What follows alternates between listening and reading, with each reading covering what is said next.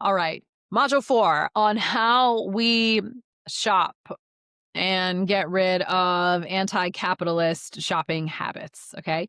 The next step here is to shop from a regulated place. Wait, but my slide changed out. I want you to learn how to pause and regulate and shop and buy from a place of clarity. Okay. This is where you allow your nervous system to become the authority. Before you buy anything, I want you to pause. I want you to step away from the screen. I want you to breathe. I want you to regulate yourself. Exit the app.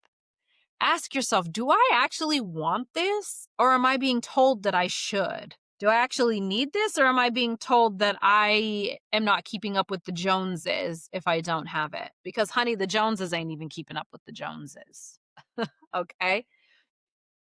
Again, we've been taught to shop from a place of urgency, from dysregulation, from loneliness, from shame, or from status seeking. But what if we decided to stop and shop only from sovereignty? What if we only bought things when our body felt safe and clear to buy these things? What if we took that time and actually shopped from a place of, I don't really need this. This is something that I want for myself. Okay. What if our body felt safe and clear when we bought every single time? Tell you one thing, buyer's remorse only comes from a place of dysregulation when you're shopping. It only comes from a place of not being aligned and being rushed and feeling like you have to make a decision right then and there. And you shouldn't be shopping from places that make you feel dysregulated when you shop, okay? This isn't about spending less because, again, money circulates and it follows universal laws. So you have to put out in order to get back in. But this is about living more intentionally.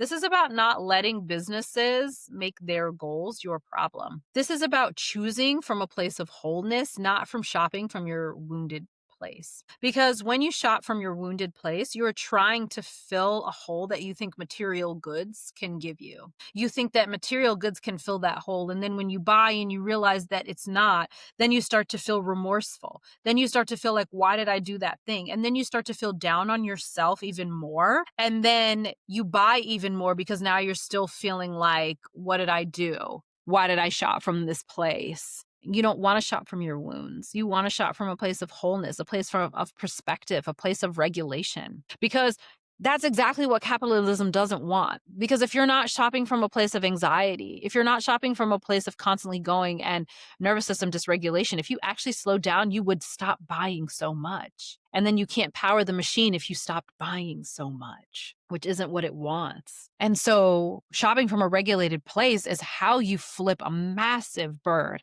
a massive middle finger to capitalism, because it wants you to keep buying. It wants you to keep going. It wants you to keep filling your life in with things that you don't necessarily need, coming from a place of lack, coming from a place of want. And again, that's not how you get on frequency A for manifestation. If you haven't done the manifestation modules yet, okay? Shop from a place of wholeness. Take your time. Ask yourself what it is that you want. Not, do I feel forced like I have to buy this right now?